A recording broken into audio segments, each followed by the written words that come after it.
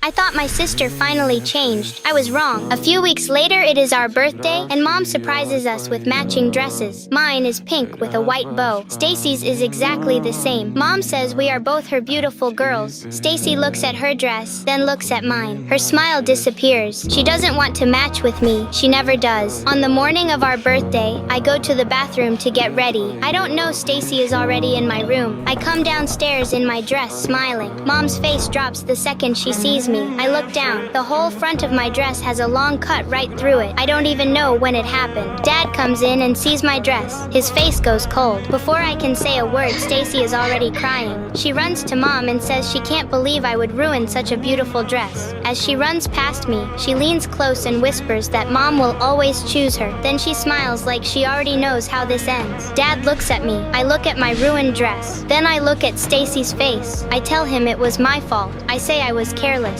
I say I am sorry. For a second, Dad just stands there looking at me, like he wants to ask what really happened, but then Stacy starts crying louder. Dad sends me to the dark room on my birthday. I press my ear harder against the door. I hear Mom laugh. I hear Stacy make a wish. They clap for her. No one says my name. No one comes for me. Today is my birthday too. Later, Dad opens the dark room door and brings me a small slice of birthday cake. Mom stands behind him singing happy birthday. Stacy is there too, but she is not singing. She is smiling, not the good kind. That same night, I see Stacy sitting alone in her room. She has a small smile on her face. She is planning something. A few days later, Stacy tells me Mom needs help cleaning the living room and points me toward the vacuum cleaner next to the TV. I plug it in. The second I switch it on, the vacuum explodes. The TV screen shatters from the blast. Mom comes running. I am standing there holding the vacuum cleaner next to the broken TV. Stacy stands in the doorway with her hands over her mouth. She looks shocked. She is not shocked. Dad gets home and sees the TV. His face goes red.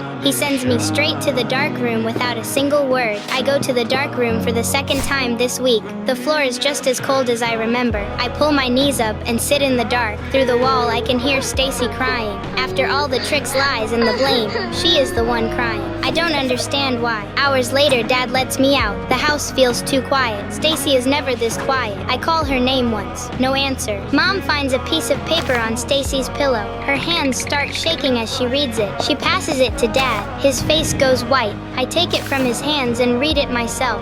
I am sorry for everything. It was always my fault. I don't deserve to stay here anymore. I drop the note. I am already running for the door. Would you run after a sister who made your life this hard?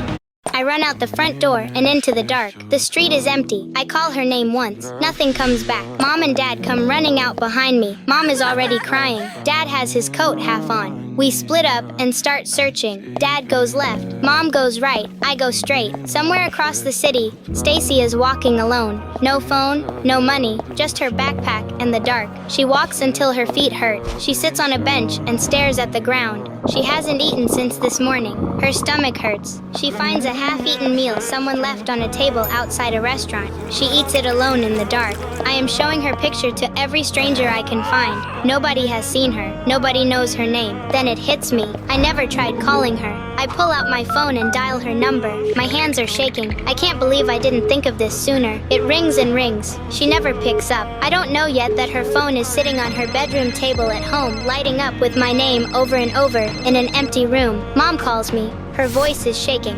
She hasn't found her either. Then I hear Mom and Dad arguing in the street. Mom says it is Dad's fault. Dad says it is Mom's fault. I walk back to them. I stand between them. I look at them both and say the only thing that matters right now. We are not going home without her. They stop. Dad wipes his face. Mom is full of tears. But we never stop searching. Back across the city, Stacy sees two figures leaning against a wall. A boy and a girl. They look at her like they already know her. The boy's name is Rogue. The girl's name is Riot. Rogue smiles at Stacy like she is the most interesting person he has ever seen. He tells her she can stay with them tonight. Stacy is cold and tired and scared. She says yes. She doesn't notice Riot's smile disappear the second Rogue looks away. We search until the streetlights start going off. We go home with nothing. The house feels emptier than it ever has. That same night, Rogue tells Stacy the plan. They are going to rob a car parts store tomorrow. Stacy has to help, or she cannot stay. Stacy says that is a bad idea. Rogue steps toward her. His smile is gone. She has never been looked at like that before. Riot laughs and tells Stacy she has 10 seconds to prove she belongs, or she is on her own in the dark again. Stacy looks around the campfire. She looks at Rogue. She looks at Riot. The flames light up their faces. She has nowhere to go. I am lying on my bedroom floor staring at the ceiling. I don't sleep. I just wait for morning so I can go back out and find her. Somewhere across the city, my sister is in more danger than I know, and I cannot get to her fast enough. Would you keep searching for a sister who made your life this hard? Comment part 4 to find